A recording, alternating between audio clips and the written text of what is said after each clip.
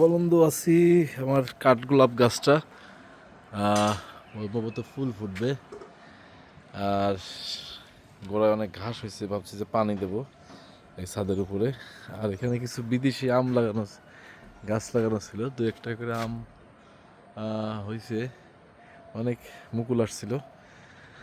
তো ছাদে উঠলাম, কিছু কিছু আম গাছগুলোর হচ্ছে দু একটা করে আম দেখা যাচ্ছে। এই গাছটায় অনেকগুলো আম দেখতেছি, মিয়াজাকি আছে, কিং চাকাপাত, কি কি আম আছে, বিদেশি অনেকগুলো আম গাছ লাগাইছিলাম এখানে।